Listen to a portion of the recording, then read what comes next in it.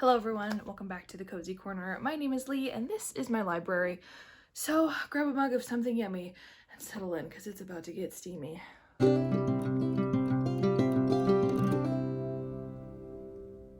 Welcome to a series that I am calling Late to the Party, in which I tackle fantasy series that came out in my few years of not reading after I was done with school. And they are like the big name fantasy series that I do genuinely want to read so that I can understand what the heck everyone is talking about and why there are all of these candles that are scented after particular characters, of which I have no idea. So last month I decided to pick up the first in a series, ACOWAR, and I finished that in January, and it is now February, which means it is time to pick up A Court of Mist and Fury. I am so excited. I've had several weeks where I haven't read anything in this series, and the tension of what's going to happen in this next installment has just been building and building. Now, this vlog obviously is going to be filled with a whole lot of spoilers, so if you haven't read this book or this series, I wouldn't watch this. There is a love triangle in that story, and normally I'm not a fan of love triangles because I'm usually decidedly firmly on one side, and I hate the parts of the book where the main character is dealing with the other part of the triangle. But I like both Tamlin and Rhysand. I like them so much. Really, I had no issue with A Court of Thorns and Roses, with the exception of, I think, when Farah discovered that she was literally the key to solving or breaking this curse, and Tamlin just sent her away without giving her any say in the matter, even though she would have given her life for him. I think Farah rolled over too quickly, and there was never a moment of, that was a really crappy thing for you to do, person who says you love me. We didn't get any of that, and I think she became too weak-willed. I don't want to say weak-willed because she's a very strong protagonist. I want to say maybe a little too insta-lovey. There was a little bit of vibes in that book, so I am curious to see what happens because I have read the summary on the back of this book. And she's getting married to Tamlin, but also at the end of A Court of Thorns and Roses, Rhysand makes a deal with Farah to say, I'll save your life, but you have to come spend 1 week a month in the Night Court with me, which only breeds potential suspicion as to what's going to happen with their relationship in this book. And I completely forgot about this until this point. The last moment we see Rhysand in A Court of Thorns and Roses, he has this big, like, body-jarring reaction, and I know that there is a mating moment that passes between people where they realize that they're mates, a better version of what happens with Twilight with the werewolves, and that kind of reaction happened to Rhysand. We don't know that's what happened, but I'm willing to bet that happens. So I have a feeling that most of this book is going to be Farah battling between the love and dedication she has to Tamlin, the fact that they're getting married, and the fact that Rhysand knows that Farah is his mate. And I also know that this series has a big thing with, like, objects that have a lot of meaning and magic power, because I think there's a few in A Court of Silver Flames, and this, unless I'm wrong, and this is like the wedding ring that this creature is holding, which I now know to be Rhysand, because Rhysand has wings. There was a wolf on the other one, which is what Tamlin was, I think. Unless that's the wedding ring, I think this is a magical artifact. So those are just my thoughts from ACOTAR and my predictions for what's going to happen in here. I'm fairly certain Farah ends up with Rhysand. That's what I've heard the whisperings of. But I love this cover. I think the colors are so striking. Also, this book is a whole lot thicker than ACOTAR, so I'm already prepared for a little bit of a long haul. I also have a few chapter recommendations that I'm going to vlog because people want to see my reaction to them. Apparently chapter 55 is a big deal, so I can only imagine. Like I said, the tension between what's going to happen in this book and having finished ACOTAR has been building for the past few weeks, so I'm just going to dive in and I will vlog my reaction to the first chapter. So here we go. There was so much emotional upheaval the last time I did this.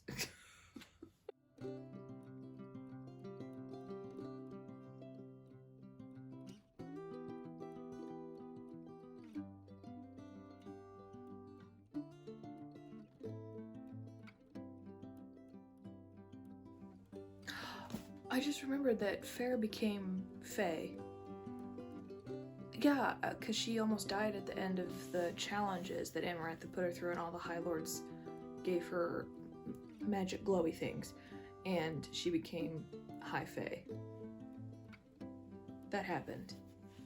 I read the introduction and that jogged my memory. Oh, and there's parts. Oh dear. What is the House of Beasts? Oh, and the tattoo. I forgot about the arm tattoo with the eye in it. Rhysand gave her Farah a tattoo on her arm as part of, I don't know why he did it.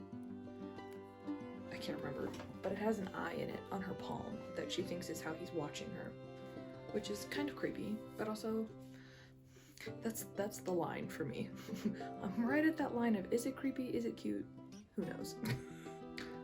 Oh, but she hasn't gone to the night court. It's been 3 months since what happened under the mountain, and she still hasn't gone to the night court yet. Oh, he's not forcing her. That's cute. The bar is so low. Oh yeah, she had a really cute moment with him. With Rhysand, I mean. Oh, I forgot about that. See, this is why love triangles are so hard. They're both so good.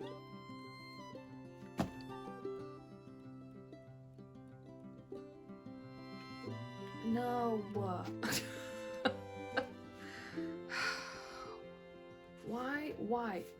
Why did that have to happen straight out the gate? Straight out the gate. There's already a communication issue between Farah and Tamlin. They just aren't going to talk about their PTSD. He's not going to support her in the horrible changes that she's going through, becoming a Fae, the fact that she wakes up with nightmares and pukes her guts up every night, and he's just not going to acknowledge that. He's not even going to, like, pat her on the head. At least he would be doing something. He's just not doing anything. Why does there have to be a communication issue? That does not bode well for the rest of the book.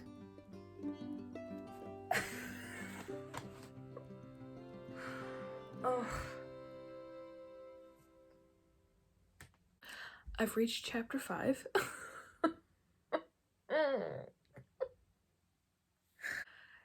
2 sentences. Just 2 sentences about him, and I am already... I don't like this about myself, that it just takes 2 sentences about a bad boy with a conscience, and I am in for the long haul.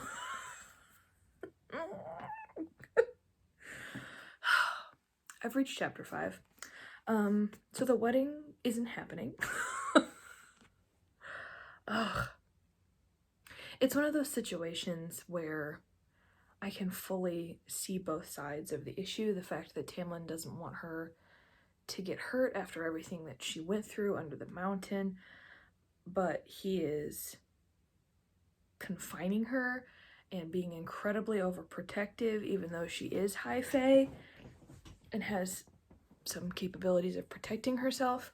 But I think the biggest issue is that Farah still has very little idea as to what is happening in Prythian. She doesn't know. Tradition is, there's a lot of pressure being put on her. She doesn't even get to be equal to him. There is no high lady Fae in Prythian, only men, so she's wrestling with that, which is good because she's redeeming herself a little bit in my eyes of the fact that she's entering into a marriage in which they're not equals, they're not partners, but she still is reeling from so much PTSD, and she's walking down the aisle and then she just is crying out, "Help me," and guess who shows up? Oh, I knew it, I knew it, I knew it, I knew it, I knew it, I knew it. Wedding, it's a prime example for the other person to show up. I don't blame her. You know, this is one of those moments where she, I think, needs some time away from him. She's never processed that fact that what she did for him, I don't think she would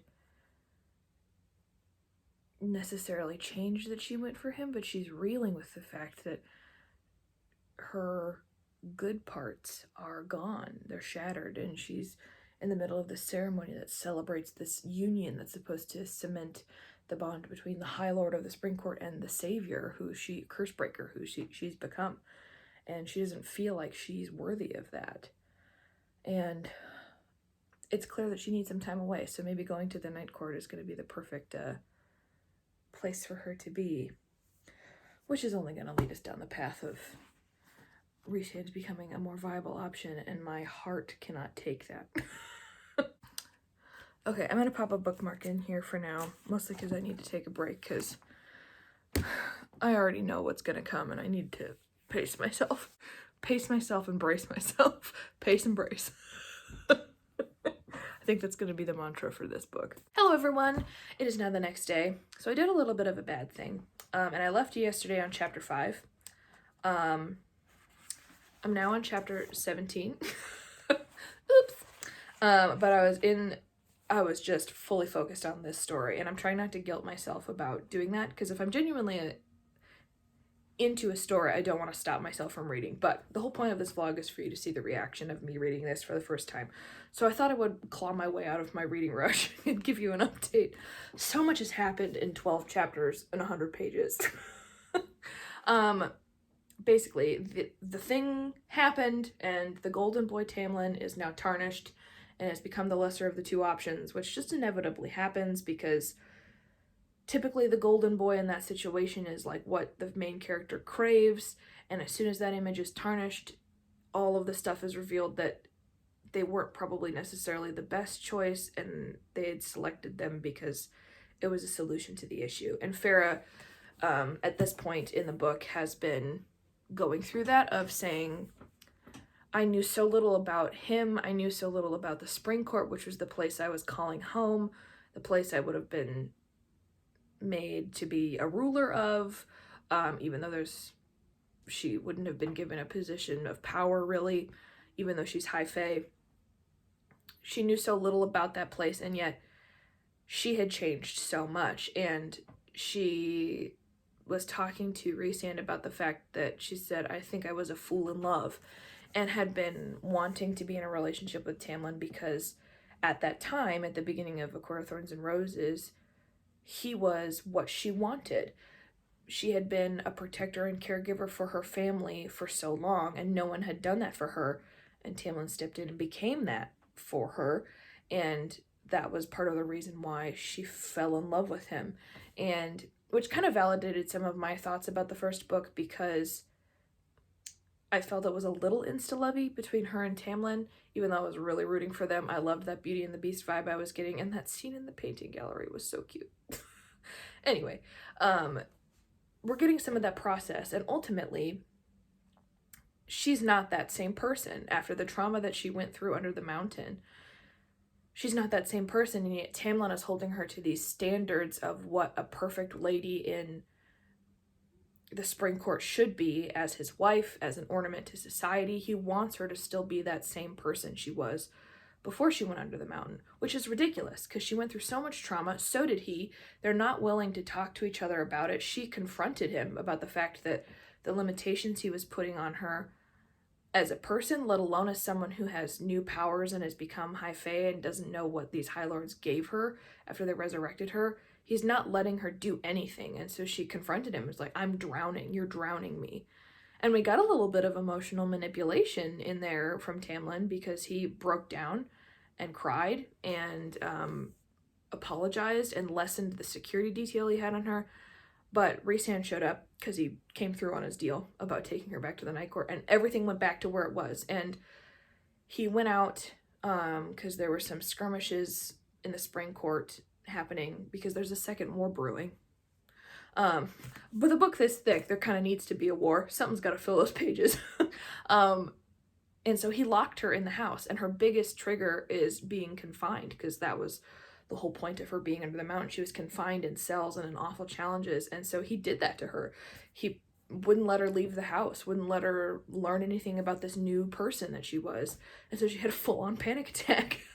I don't blame her. And so Rhysand came and rescued her and took her back to the night court and said, look, our bargain notwithstanding, you can live here if you want to live here, because that bond between them, he can sense her and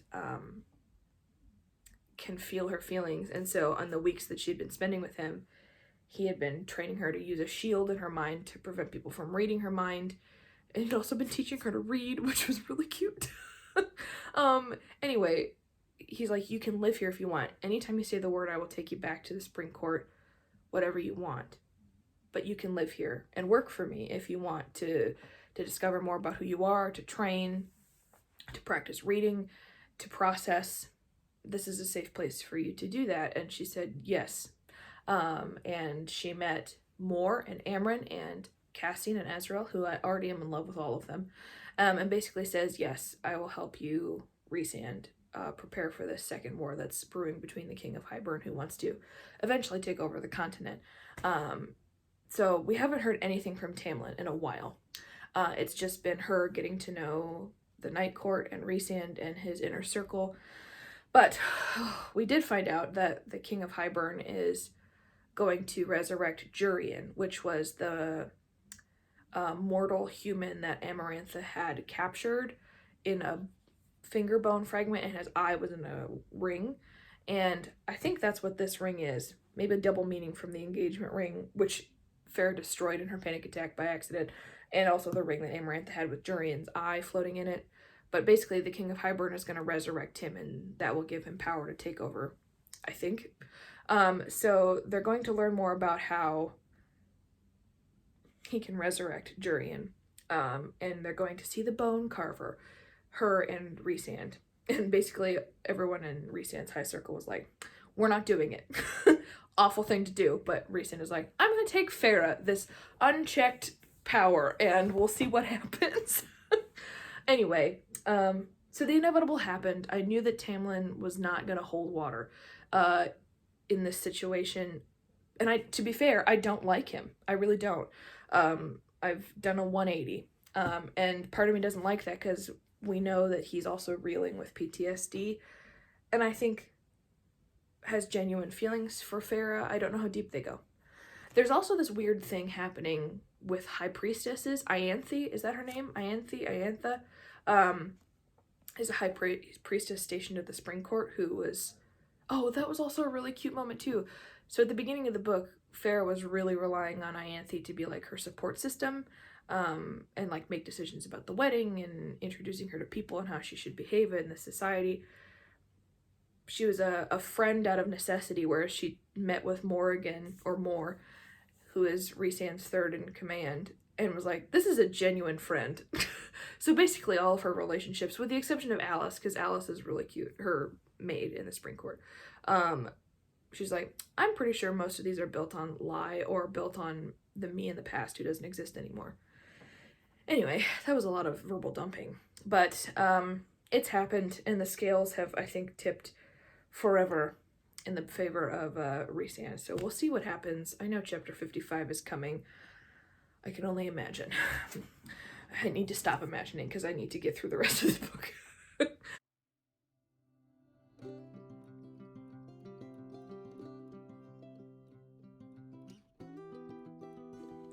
Oh. Okay, so I think probably the sweetest part of Rhysand's character right now, I don't know, this is so early in the book for me to be thinking this, but basically she's discovered that the Rhysand who he allowed Amarantha and the rest of the courts to believe he was a court of nightmares and this really evil person, but in reality that was just a front to keep what he loved protected, which was his people and his family, which is why Valaris has been kept a secret, even from Amarantha. And we also know that he has his own PTSD, particularly because he was Amarantha's prostitute, basically, and had to live in sort of sexual captivity with her as a way to keep his people safe. And so he was craving real connection, and so when they created this bargain, she was like, I needed not to be dead when I agreed to this bargain, and he was like, you needed not to be alone. And then she's like, but what about him? And he spent 50 years separated from his friends and family, being Amarantha's plaything. And she was like, they both needed connection. He's just changing into a big, squishy, soft-hearted boy. Of course he does the bad boy thing where they have a vulnerable moment and then he just flies away into the night. Why are the bad boys such drama queens? They're so cute. It's such a vulnerable moment when you're puking your guts up. And you know you found a good one when there's someone there to hold your hair back. You know that's a good one.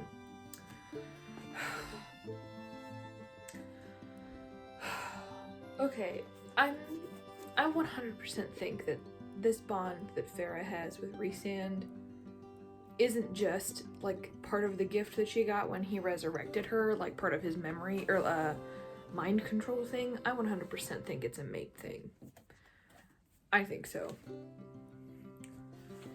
Because if not, then that's just the cutest thing. Like, when she died at the end of the first book, she saw herself, and there was a connection between her and Rhysand, and she saw herself through his eyes, and like that was the trail and the bond that she followed back into life. And like, if that's not mate material, I don't know what is.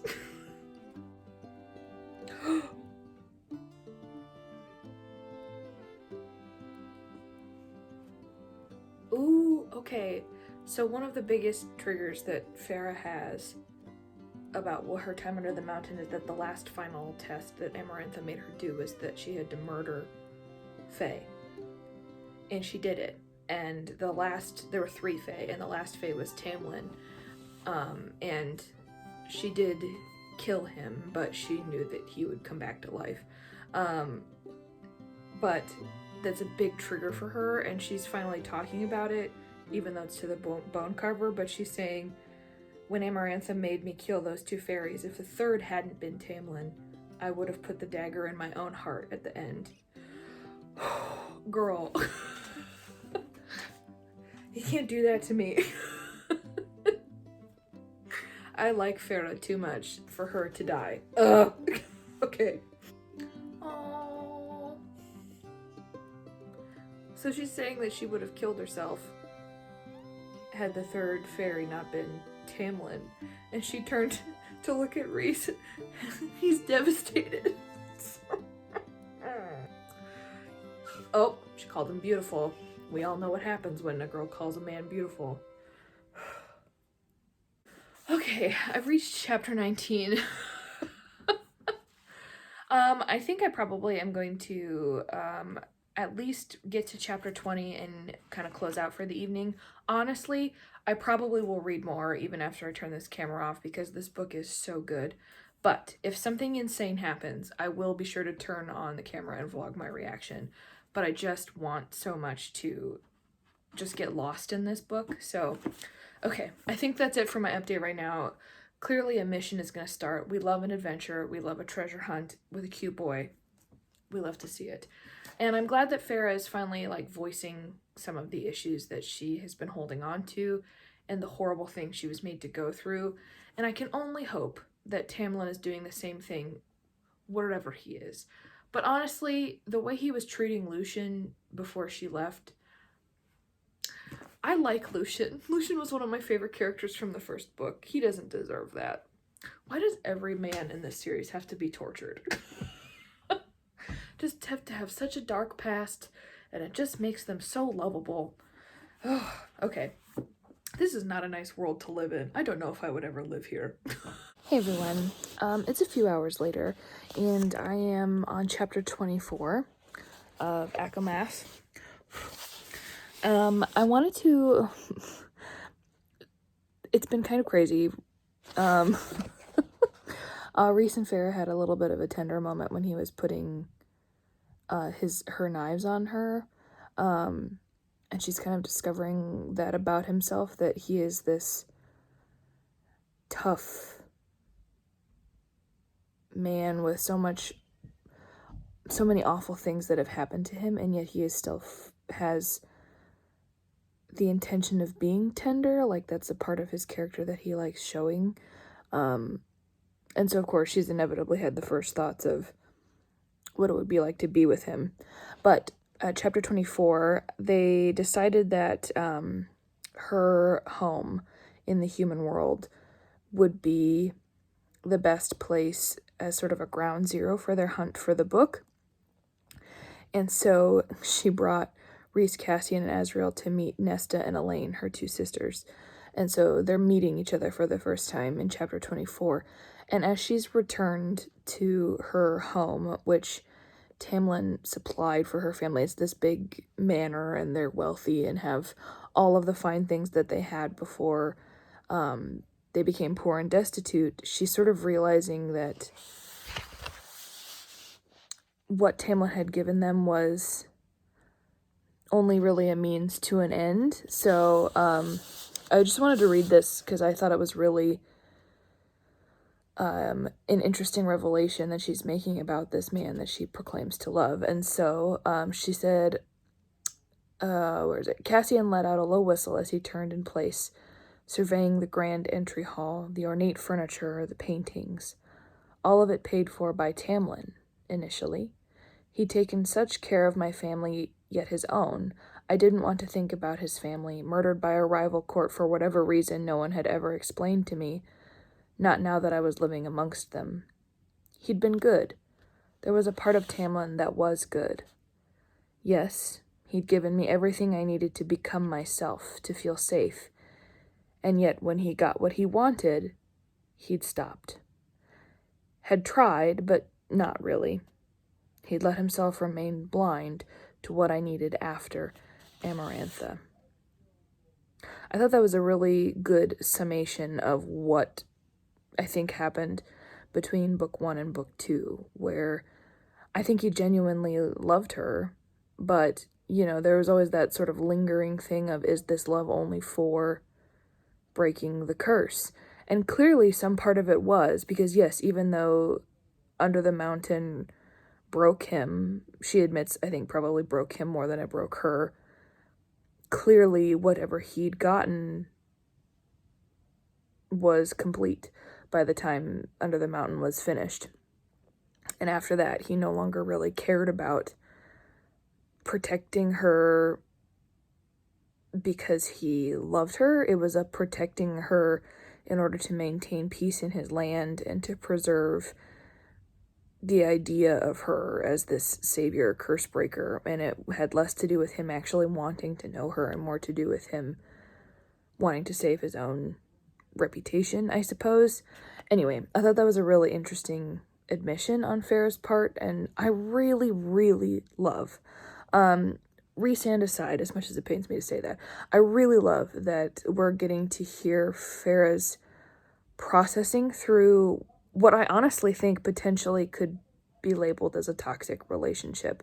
I don't know if it started out that way, but, relationships can take a left turn and become soured by something awful that isn't handled well. And I think it's a really interesting plot point that while all of this drama is happening with this war, she's still reeling from the fact that she gave her mind and soul and body to someone who no longer saw the value in preserving what they had. So anyway, that was a lot of deep emotion, but I'm finding that really satisfying as a part of this story because, like I said, I was let down a little bit by her caving in the first book, and I'm really glad that she's reasserting herself, because she is different, but she's also reclaiming some of the pride that she lost, I think, at the end of that last book. So anyway, I know that Cassian and Nesta are a thing, so I'm really looking forward to reading their first interactions. And I will update you if I have any more thoughts about what I'm reading.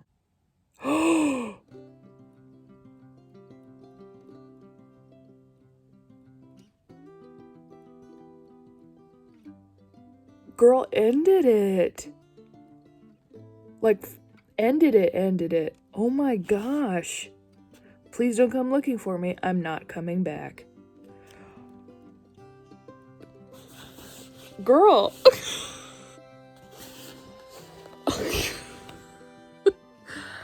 not her immediately going on a dinner date with Rhysand after she sends a breakup letter. Ruthless. Oh my gosh. Hello everyone. It is the next day, and as predicted, I read way past where I was going to cut myself off last night. I am now on chapter 41. I am just about 60% of the way through the book. So much has happened. I mostly wanted to keep reading because it was very plot heavy, which is good, because A Court of Thorns and Roses really wasn't super plot heavy. It was very relationship heavy, at least for most of the book. But this one is definitely more plot driven. And so I just wanted to get through it because I was very involved. And so I tried to record some of my reactions, but eventually I just had to put the camera down and just read because I just needed to stay in it. But I am on chapter 41. This plot is so dense and so, in a good way, and full of so much that's happening.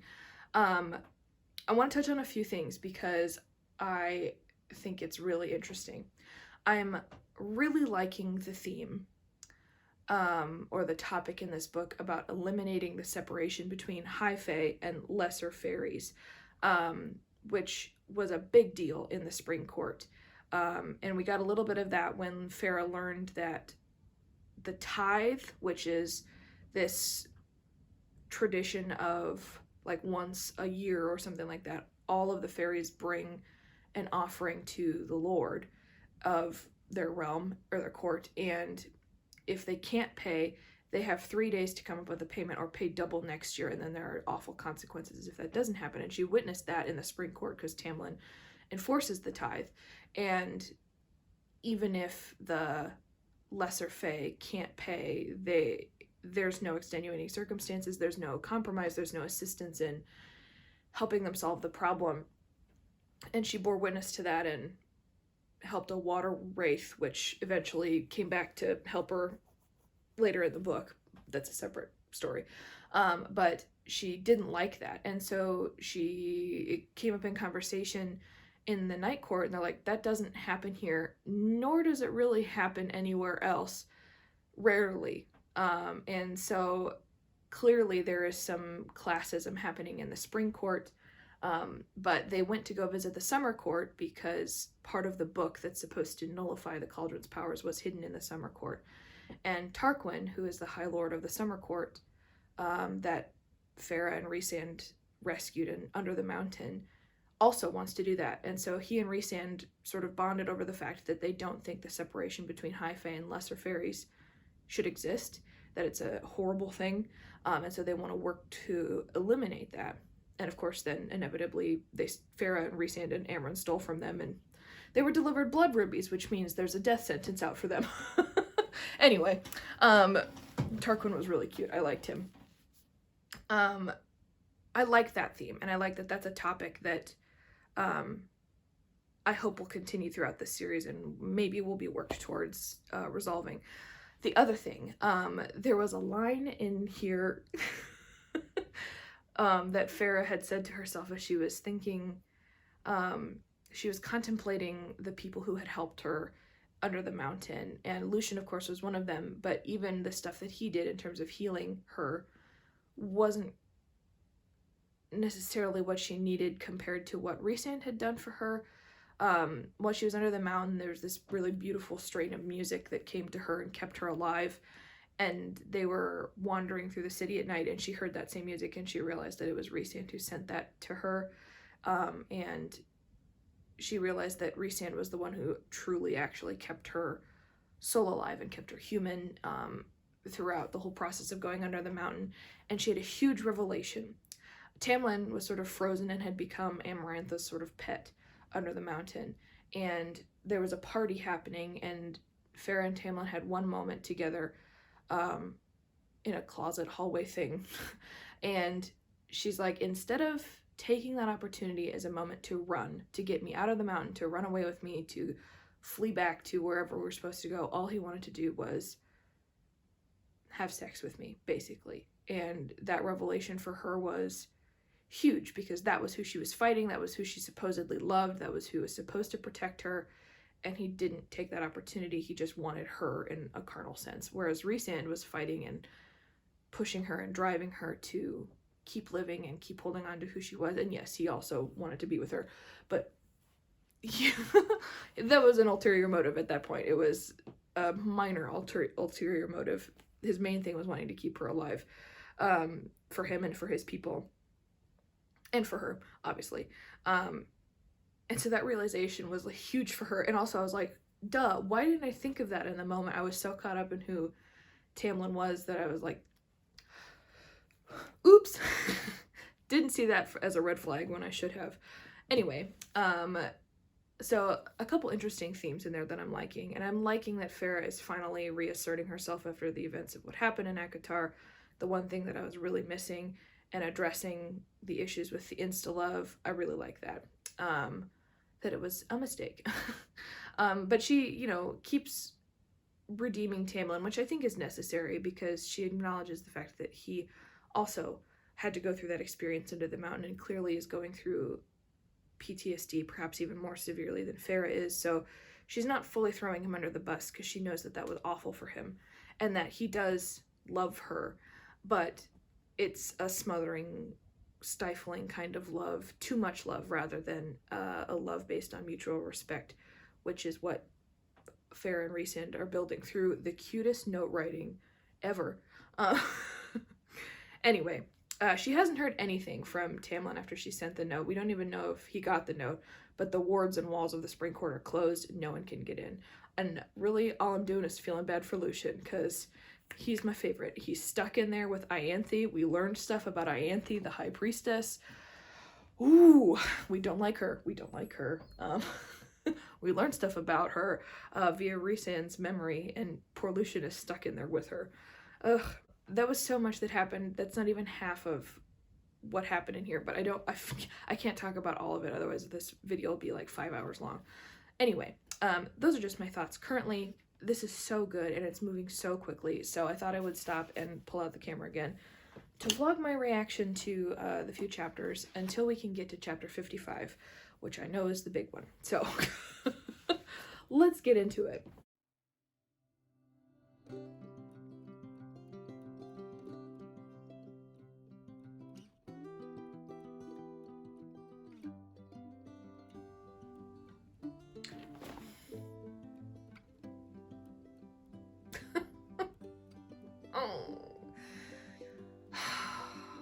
It's the vulnerable moments that get me, you know? They have to go under the mountain. They're going to the Court of Nightmares as part of their solution to prove to the queens that Rhysand is not a bad guy. But he said that he doesn't really want her to go because of who he has to become, right, to assume that mask of the High Lord. And she says, why don't you want me to see that? And he says, because you've only started to look at me like I'm not a monster, and I can't stomach the idea of anything you see tomorrow being beneath that mountain, putting you back into that place where I found you. Oh. Basically, she was sort of waiting for that PTSD trigger of him preventing her from coming and keeping her in the house, but she's asking him to explain his reasoning, and he's sharing that with her, and she's not feeling that PTSD trigger, which is great. But she then said that she trusts him, and it's just the cutest thing. Tea! Oh my gosh! Ew!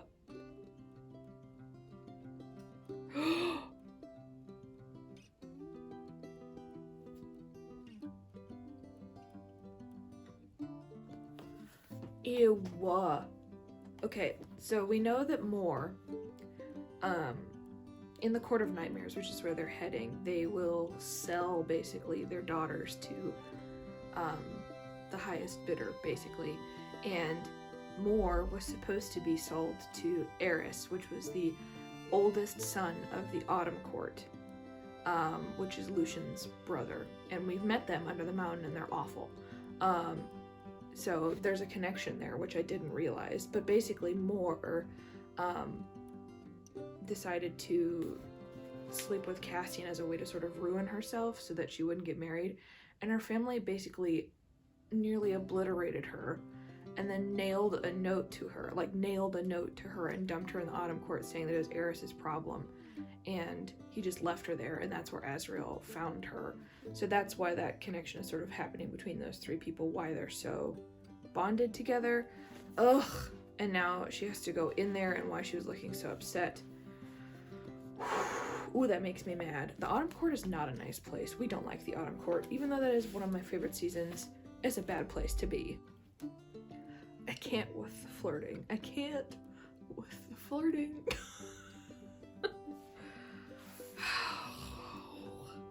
Get it together, Lee. Uh-oh. Why does the flirting moments that are so nice have to get ruined by violence? The enemy pops up just as things are getting steamy. Ugh. Yes! Some tension was released. Okay. Biggest difference between Rhysand and Tamlin. Tamlin is going out to go hunt a danger. Farrah wants to go with him. Tamlin says no, shuts down, doesn't even hear her reasoning. Rhysand, same thing happens. Dangerous moment. He wants her to go back to safety. Farrah says no, and he doesn't say no. He's mad and furious, but he listens to her reasons. Yes, let your girl do what she's good at. Honestly, that's more attractive than anything else happening in this book. Well, maybe not, but it's a close second. Okay, this chapter is just full of the iconic queen moments. More just striding into the Nightmare Court, just oof, like the queen that she is. And Farrah has to be, for all intents and purposes, Rhys's bed slave while they're duping the court to get what they need. And Rhys is obviously treating her like an object, but she's waiting for the blush and the shyness to happen, but she literally was just like, I am beautiful, I am strong, why would I blush at these compliments? And I'm like, girl, yes. Icon.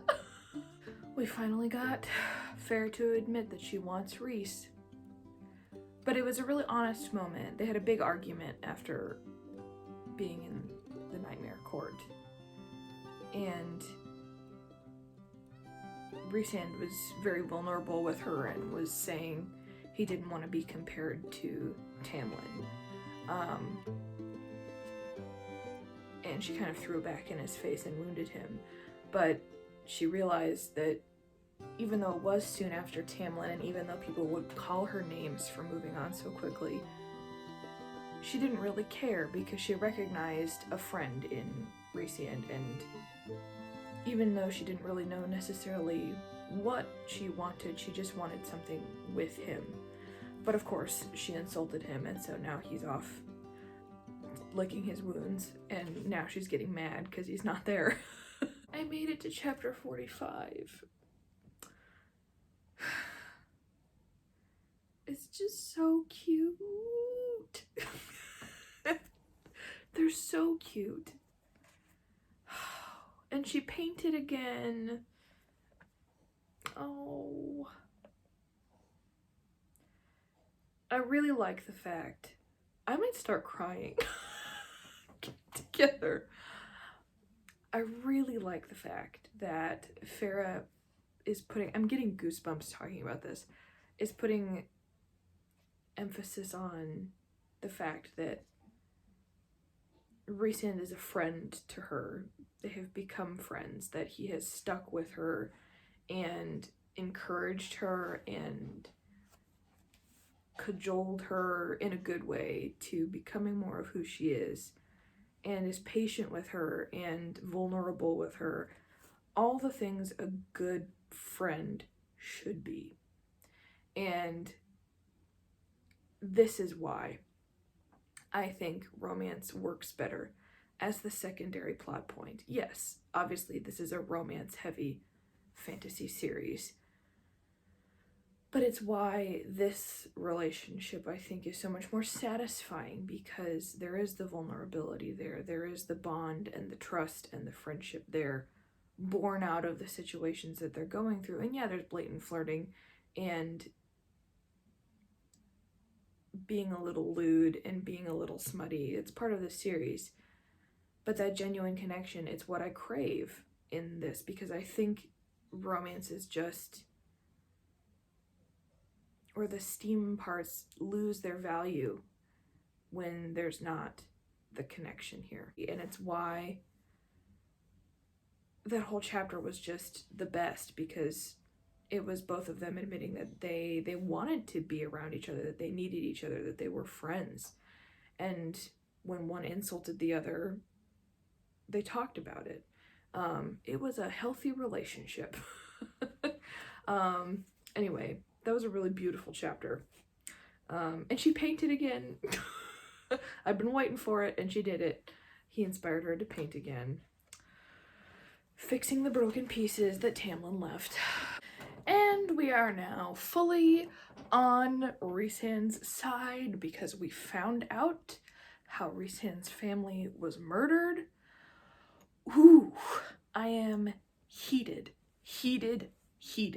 They were friends. That's the part that really irritates me. They had found solace in each other, Tamlin and Rhysand, being very powerful, more powerful than their fathers, and Rhysand had recognized that the torture that Tamlin would have to go through in order to become High Lord and get past his older brothers, and they had bonded. And yet they knew Rhysand was powerful, and so Tamlin went with them and murdered his mother and sister in cold blood because he wasn't there, and Tamlin just let it happen even though he was his friend. And then Rhysand and his father, because in this world you retaliate, went and murdered his brothers, Tamlin's brothers, and his father, which really only helped Tamlin. Not that I'm trying to justify murder, but they murdered Tamlin's mother too, even though Rhysand hadn't wanted him to, his father, to do that. And so even then he was still protecting Tamlin. But he tried to prevent Tamlin, or his father, from killing Tamlin, and Tamlin heard them and came out the door, and then just murdered Rhysand's father without him getting to say anything to him. It cuts both ways, obviously, the murder, but the initial intent of Tamlin doing that to his friend, ooh. And then Pharaoh was like, I asked him about it, and Tamlin just full-on lied to her about what had happened to his family. And she says, why didn't you tell me sooner? And Rhysand said, I didn't want you to think I was trying to turn you against him. Ooh, it took us this long to finally get the fact that they flirt, yes, but Rhysand's intentions for her was genuinely he wanted her to see him. Don't like Tamlin. I'm gonna be rooting for Farrah and Rhysand when they reunite, because, ooh, not a fan. I've moved to my bed because, one, I was freezing and I needed blankets. Lucian showed up. My favorite buddy. Oh, he's here. Oh, he's here, and he wants her to come back to Tamlin, and she said full on, no thank you. Oh, oh, this is why I liked Lucian, because Lucian was a friend to her. And she's like, you gave up on me. You were my friend, and you picked him, picked obeying him, even when you saw what his orders and his rules did to me, even when you saw me wasting away day by day. Ugh. I knew it. They're each other's mates. I knew it. And I guarantee she's about to go save him from being poisoned. I guarantee he's going to tell her that it happened when they had their conversation at the end of the mountain, which was the last time we saw him before the end of book 1. Guarantee that's what's going to happen. I knew it. I called it.